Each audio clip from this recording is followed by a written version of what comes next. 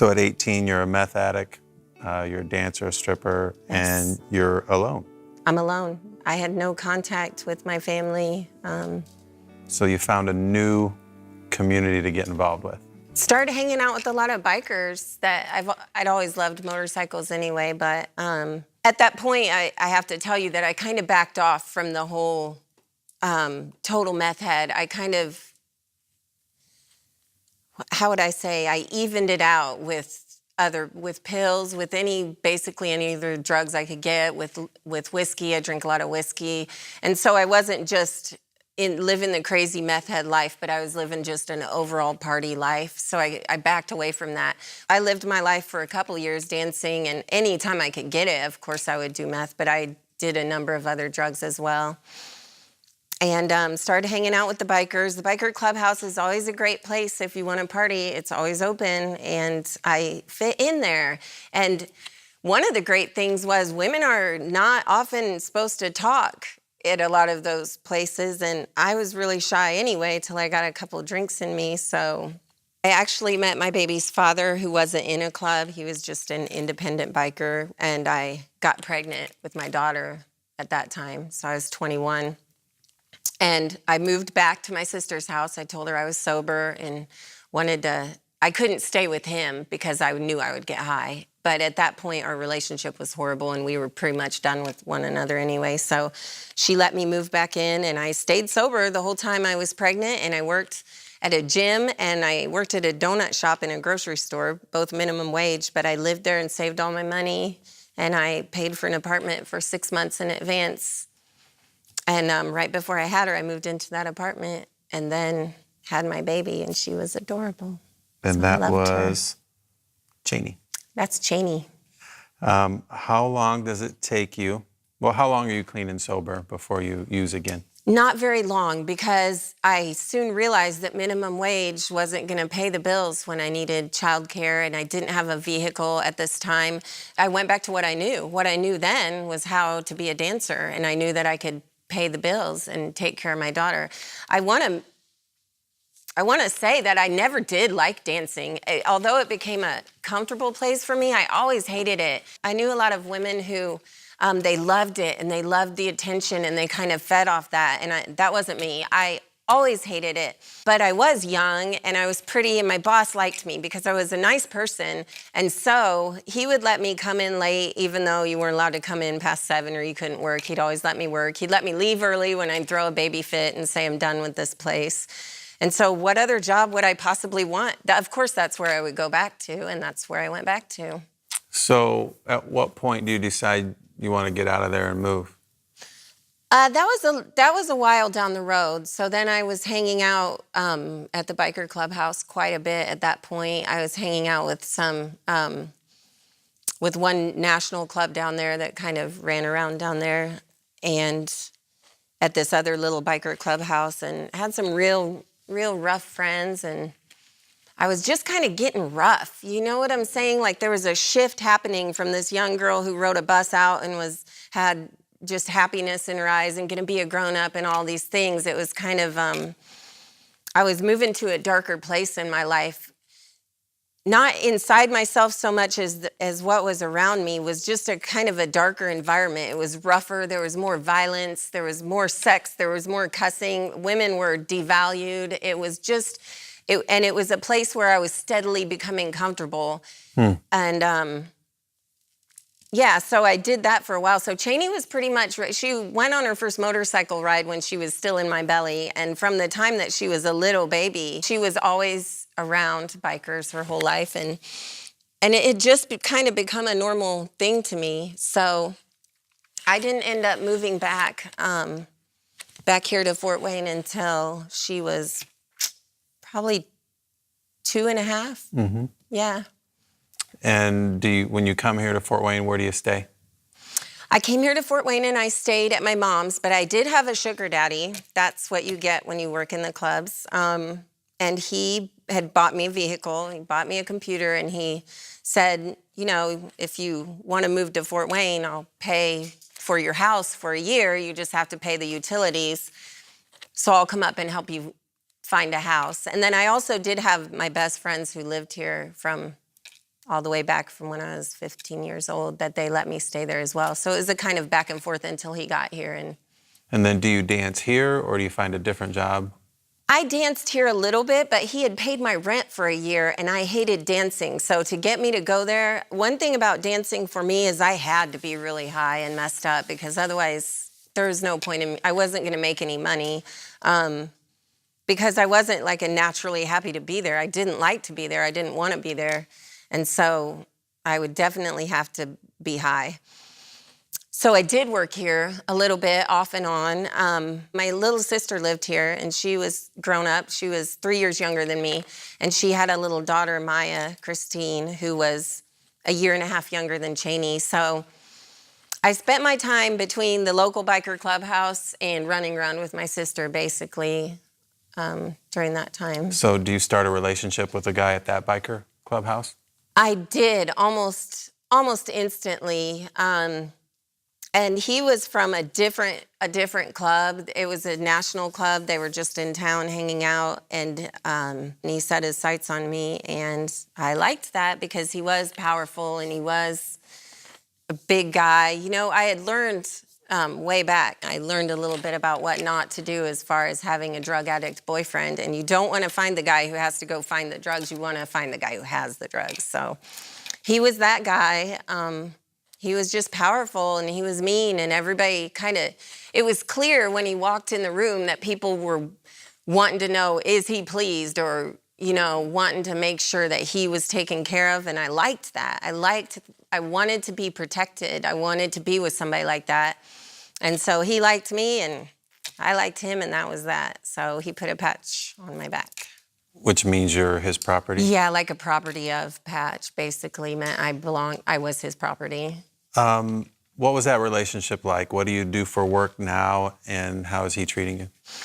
He would send me sometimes to go strip, but then when I would come home, he would have been out all night at different strip bars, and he would be drunk and he would be really violent because he was it was jealousy to a whole nother level. The reason is because he was always cheating on me, and he was just a violent man. And so that would always turn very bad for me, always very bad. He did find me a bartending job at one of the local strip bars, where he kind of controlled the manager. Not kind of, he did. The man did what he said. And so this relationship went on for a couple years, and there were many times when because he was based in a different city, he was here half the time and gone half the time. Many times he'd make me go with him. I did what he said, is the way that relationship worked. But many times, probably because his other girlfriend wanted to see him, or one of them, he would have me stay here. And at that time, I'd be free to go with my sister and my niece, and me and Cheney would run around. And those were the fun times and the good times. But if he would come back to town, while we were out and about, and he would go and find me, and he would drag me out of bars by my hair, and no one would say a thing. He hit me in the face with a fire hydrant in front of like 100 people, and nobody would say a thing. They wouldn't say a thing. And the feeling that gave me inside was just that I was worthless, you know, and I already was beginning to believe that about myself anyway. I hated dancing. At that point in my life, I still believed that I was going to be somebody, that I wasn't totally worthless. But this was a time when I started to see myself the way that he saw me. And not only that, but that club in particular was a whole nother level of violence and a whole nother level of disrespect to women. Women didn't really have any value other than sex and get me a beer, basically, and shut up, do what I say. And so in all the things that I had seen and done in my life up to this point, when I would go down to that clubhouse and see that, it was still shocking to me. That it was a whole level that I just had never seen before.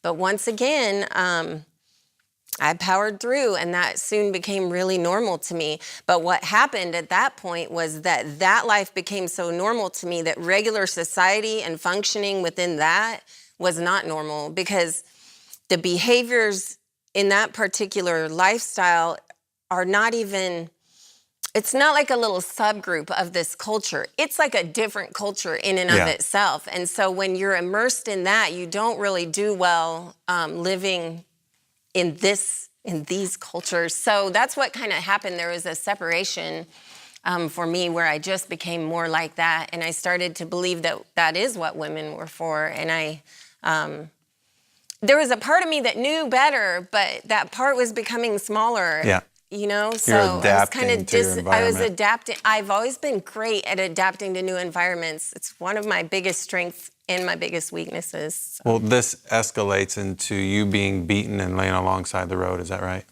Oh yeah, multiple times that happened to me. And then don't you wander in a stranger's house or something? Oh, that was didn't actually get beat up that night. I mean, I got punched one time, but I didn't get beat up that night. It was way out on Lima Road at the bar that I sometimes worked at. And I wasn't working that night, but my sugar daddy had given me this Bronco, and my boyfriend, my old man, found out where I was and came out, caused a scene, punched me, went out and slashed all my tires. And it was really cold outside, and it was way out on Lima Road, and people were afraid of him. So I only had friends in that they were friends when he wasn't mad at me, but they were not going to help me when he was mad at me, because they would have to pay for that, and people were afraid of him, and he would make them pay for that. He absolutely would make them pay for that. And so one time I went for a ride with a friend of mine I'd known for so much longer than him, at the little clubhouse here in town.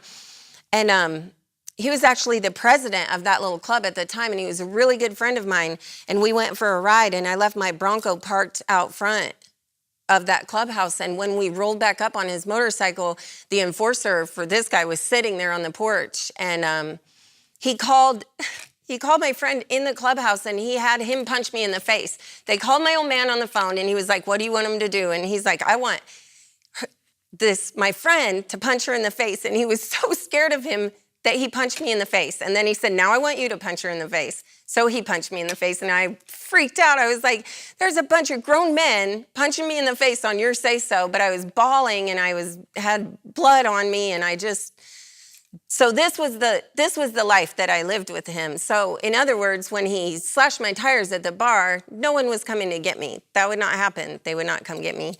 And so I just walked. I walked down Lima Road. Keep in mind, I was really messed up at this time, always. So I walked down Lima Road, and then I got really cold, and I got far down the road, but there was this van sitting in a driveway, and it just looked warm. So I got in it, and there were all these children's clothes in it, a little hat, a little sweatshirt, and little things. So I put them all on parts of my body that they would fit on, and I fell fast asleep. So when the sun came up in the morning, I heard the door opening, and I sat up, and this lady She looked so surprised to find me there with her little children's clothes on, sleeping in the car. But I just said sorry and took them off and kept walking down the road. So, Well, yeah. You're indoctrinated in that lifestyle. You've adapted to your environment. And in 2001, I think there's a party that you're at in a barn in a rural county. Can Yes. you describe that night? I can describe that night.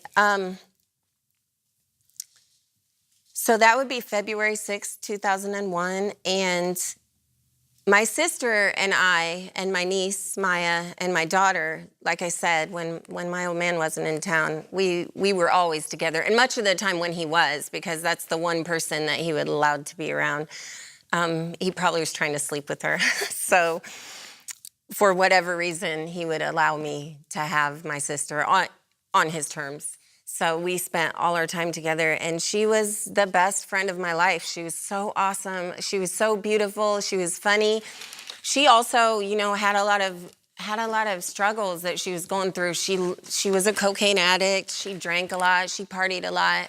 She was pretty lost as well, but it's kind of like we were lost together. So I wasn't alone in that. And she hated how he treated me, but she knew that I wasn't going to leave. The couple of times I tried, he just brought me back. But she always stuck with me. So I loved my sister. She was the best friend of my life. So that night, we always went out partying together so that one of us one night would watch both the girls, and then while the other one partied and vice versa. So this particular weekend, we went out to High Lake in Noble County, and we had a big party out there. The first night, everybody went back in town to a concert, and I stayed with Maya and Cheney at the house and got high and stuff, but just hung out. And so the next night, we were going to party at the house. There's a big shop outside, I don't know, 60 feet away. I don't do math, but a little ways away, maybe half a football field. And it was February, so it was cold, but we had a fire going in the shop, and that was Sarah's night to watch Cheney and Maya. So we were all getting high all night, of course, and then we all decided to go out and party in the shed, and so she stayed inside with the babies. And on that night, my old man and I were sleeping downstairs in that house, and she was sleeping on the upper level. It was like a split-level house. And so I put Cheney downstairs instead of putting her with Maya, and I don't know why to this day. But so sometime in the early morning hours, someone started screaming that the house was on fire, and it was so horrible. It was just so horrible because I will never not see that. Do you know what I'm saying? I'll never not see that moment of just running to that house and just seeing all this black smoke pouring out and knowing my family's in there and being so helpless. And it was just horrible. And we were all sober really fast. There were probably maybe 15 people there. And we were all trying to get in. We were just screaming, wake up, wake up, wake up. And I tried to go down the stairs to get Cheney, like the door was right there and then the stairs down or a couple stairs up, but I couldn't even get in there. I passed out I must have inhaled. Don't inhale because you will pass out instantly. So they pulled me back out, but my old man ran around the side of the house, and they had the little basement windows about yay big at ground level, and he broke one in and dropped in, and he crawled through the basement, and he said you could see everything up till about 4 feet or whatever, and then it was black smoke, and you could see it just moving down. And so Cheney was laying on a double mattress on the floor, and when he got to her, he said you could see her just laying there sleeping, and the smoke was just coming right toward her face. So anyways, he grabbed her and held his breath and came running up the stairs and came out. And it wasn't, I don't even know the amount of time, but a very short time later that the whole house erupted in flames for that smoke hit some flame source or whatever. And it was horrible, and my family died, and it was horrible. And it was horrible. And so I remember that I totally was in shock because I just felt like I screamed and screamed and screamed, and I was holding my daughter, and I was so thankful she was safe, but I just, my family was dead, and I loved them so much, so. You lost your sister and your niece? I lost my your sister and my 3-year-old niece that night. And then the police came, and we took Cheney to the hospital in an ambulance. They took us and had my old man checked out for smoke inhalation, and me and my daughter and stuff. And I just remember at that point, just feeling I was just mad. And I don't know, if it's just different ways to process grief or whatever.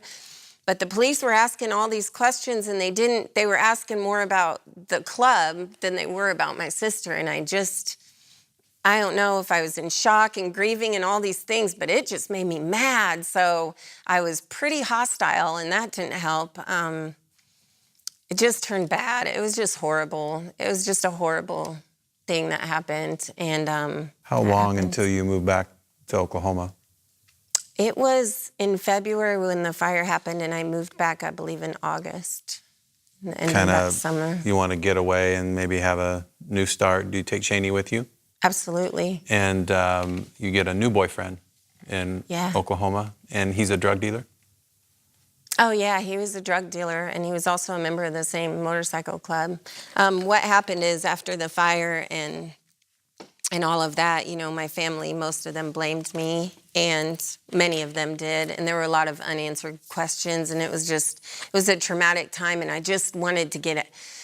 Before the fire, I still had this hope partying was still, could sometimes be fun. I still had this idea that life was going to be good, that there was like a future, you know, that there was going to be good stuff coming down the road. And after the fire, it was pretty much all gone.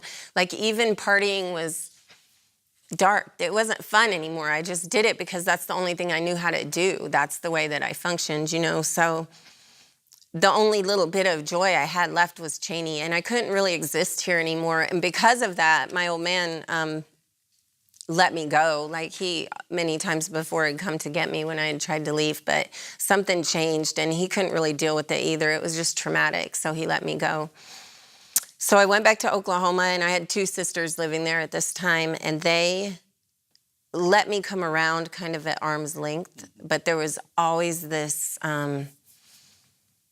this feeling of accusation or this feeling of separateness. Like there wasn't a feeling of love and being embraced by them. I kind of felt like it was a us and them.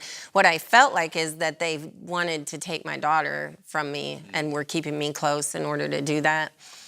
And that's probably what it was, because in the future that ended up happening. But what happened then was I found an old man of the same club who was the boss of, at that time, the newly appointed boss, and he was mean, and he had all the drugs, and yeah, so. So one day you're at home and you're in the shower, and I want you to describe what you hear and what happens. Well, okay, so Cheney and I lived there. It was kind of out in the country in Owasso. I wanted to get out of Glenpool where my sisters were because I felt as if they were trying to take my daughter from me. I felt it, and I wanted to get away from there. So Owasso is all the way on the other side of Tulsa. And so I'd been up all night smoking meth, and my old man and Cheney were both asleep, and I took a shower, and our TV was right on the other side of the bathroom wall. So it was like just getting sun up in the morning, and I thought he had turned on a war movie or something, and I kept banging on the bathroom wall. I had just got out of the shower when I realized that wasn't the case, and it was like a percussion grenade, and I started hearing all this noises outside, and then I started hearing like a bullhorn, come out of the house with your hands up.